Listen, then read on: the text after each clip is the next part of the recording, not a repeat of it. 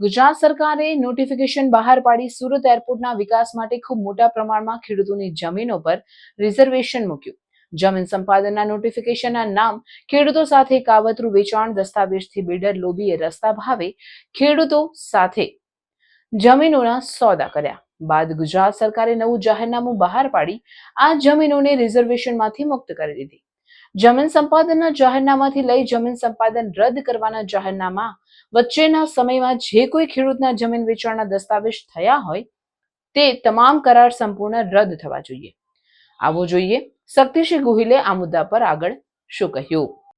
આજે સંસદમાં મારો એક 17 નંબરનો પ્રશ્ન, સુરતના ખેડૂતો જેની જમીન હવાઈ અડ્ડા માટે એટલે કે એરપોર્ટ માટે વિસ્તરણમાં જરૂરી છે એમ કરીને પહેલા રિઝર્વેશનમાં મુકાયેલી અને પછી રિઝર્વેશનમાંથી મુક્ત થયેલી તે અંગે મેં પ્રશ્ન પૂછ્યો હતો. કારણ કે સુરતના અનેક ખેડૂતોને ખોટી રીતે નુકસાન કરવાનું કામ બિલ્ડર લોબી અને સરકારી તંત્રના મળતિયાઓ મારફત થયું છે. આવી ફરિયાદ મારા પાસે આવી હતી. ફરિયાદ એ હતી કે ગુજરાત સરકારે એરપોર્ટના માટે થઈને જમીનની વધારાની જરૂર છે એમ કહીને ખૂબ મોટા પ્રમાણના અંદર રિઝર્વેશન મૂકેલું હતું અને પછી થોડા મહિનાઓ બાદ હવે આ જમીનની રિઝર્વેશનમાં જરૂર નથી કરીને જે રિઝર્વેશનમાં રાખેલી જમીન હતી એ મુક્ત કરી દીધી.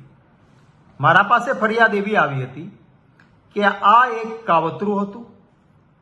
પહેલા રિઝર્વેશનમાં મુકાઈ જમીન જે ખેડૂતોના માલિકીની હતી, છાપામાં એની નોટિસો આવી કે આટલી જમીન એરપોર્ટ માટે સંપાદન કરવામાં આવશે.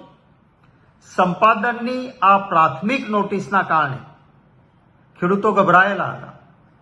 ત્યારે બિલ્ડર લોબીએ એનો સંપર્ક કરીને કહ્યું કે હવે તો તમારી જંત્રીના ભાવમાં, મફતના ભાવમાં સરકાર એરપોર્ટ માટે જમીન લઈ લેશે, એની કરતાં અમારી સાથે સાટાખત કરો, અમને વેચાણ દસ્તાવેજથી આપી દો, અમે તમને પૈસા આપીશું. અને પરિણામે સસ્તા ભાવમાં ખેડૂતોએ જમીન એ બિલ્ડરોને આપી. બિલ્ડરોના સોદા થયા પછી હવે આ જમીન સંપાદન કરવાની જરૂર નથી એરપોર્ટ માટે એમ કરીને ગુજરાત સરકારે એક નવું જાહેરનામું બહાર પાડી દીધું. એટલે મેં કેન્દ્ર સરકારમાં પૂછ્યું કે ભાઈ તમે પહેલા જોઈએ છીએ જમીન એવું કહ્યું હતું, પછી હવે જમીન નથી જોઈએ એવું કહ્યું હતું. આ મારો સીધો સવાલ હતો 17 નંબરનો. ત્યારે કેન્દ્ર સરકાર એમ કહે છે कि आज की तारीख तक भारतीय विमानपथ प्राक्षेपण सूरत हवाई अड्डे के लिए अतिरिक्त भूमि की कोई आवश्यकता नहीं है. जो आ नહોતું તો પછી શા માટે થયું? ગુજરાત સરકારને વિનંતી કરું છું કે તમે જે તારીખે જાહેરનામું બહાર પાડ્યું કે અમે આ જમીન સંપાદન કરવાના છીએ અને પછી જે તારીખે આ હવે જમીનની જરૂર નથી એવું જાહેરનામું બહાર પાડીને સંપાદનમાંથી મુક્ત જમીનને કરી આ વચ્ચેના ગાળામાં જે કોઈ ખેડૂતના વેચાણ દસ્તાવેજ કે વેચવાના છે એવા એગ્રીમેન્ટ ટુ સેલના કરાર થયા હોય એ તમામ કરાર જરૂર પડે તો સ્પેશિયલ કાયદો લાવો અને રદ થવા જોઈએ. જો ખેડૂત ઈચ્છે તો ભલે ભૂતકાળમાં એમણે આ પીરિયડ દરમિયાન સોદો કર્યો હોય તો પણ એ શુદ્ધ બુદ્ધિથી થયેલો સોદો નથી અને એટલા માટે એ બિલ્ડર સાથે થયેલી વાત, સોદો, એ પૈસા ખેડૂત વગર વ્યાજે પાછા આપી દે અને સોદો કેન્સલ કરવાનો અધિકાર ખેડૂતને રહેવો જોઈએ. જરૂર પડે તો આ અંગે કાયદો લાવવો પડે તો પણ લાવવો જોઈએ.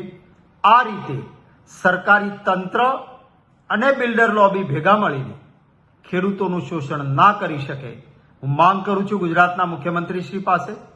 કારણ કે એ બિલ્ડર લોબી અને આ પ્રકારની પ્રવૃત્તિથી સારી રીતે માહિતગાર છે કે આવું કૃત્ય થયું હોય તો ક્યારેય ચલાવી ના લેવાય. અને માટે અમારી જે માંગ છે એને સરકાર સ્વીકારે એવી આશા રાખું છું કે જેથી સુરતના એ ખેડૂતોને જે અન્યાય થયો છે એ અન્યાય એમને દૂર થાય અને એમને ન્યાય મળે.